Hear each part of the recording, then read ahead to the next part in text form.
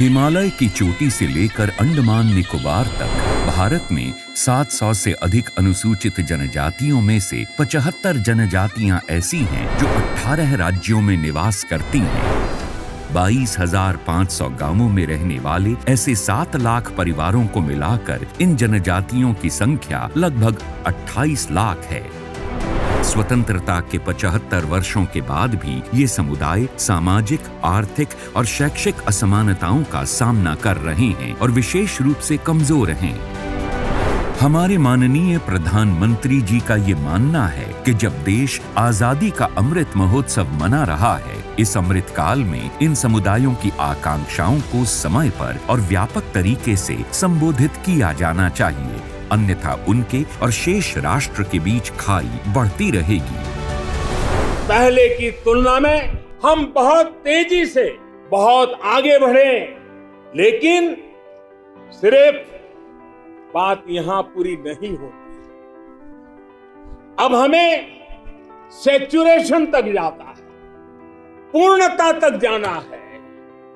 100% गांवों में सड़कें हो, 100% परिवारों के बैंक अकाउंट हो, 100% लाभार्थी को आयुष्मान भारत का कार्ड हो, 100% पात्र व्यक्तियों को उज्ज्वला योजना और गैस कनेक्शन हो, सरकार की बीमा योजना हो, पेंशन योजना हो, आवास योजना से हमें हर उस व्यक्ति को जोड़ना है जो उसके हकदार है।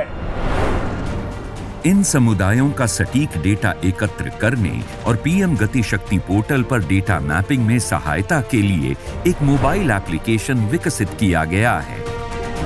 इन 75 समुदायों के लिए आज माननीय प्रधानमंत्री पीवीटीजी मिशन का शुभारंभ तथा इस मिशन के लिए बनाए गए पोर्टल को भी लॉन्च कर रहे हैं।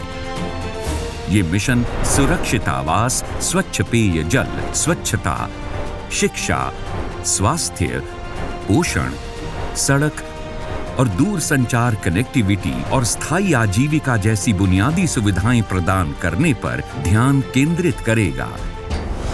अगले 3 वर्षों में इस मिशन को लागू करने के लिए अनुसूचित जनजातियों के लिए विकास कार्य योजनाओं के तहत 15,000 करोड़ रुपए की राशि उपलब्ध कराई जाएगी।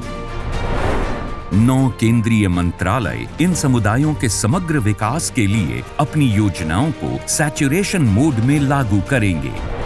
प्रधानमंत्री पीवीटीजी विकास मिशन का शुभारंभ अनुसूचित जनजातियों और पीवीटीजी के समग्र विकास के लिए भारत सरकार की अटूट प्रतिबद्धता को प्रदर्शित करता है।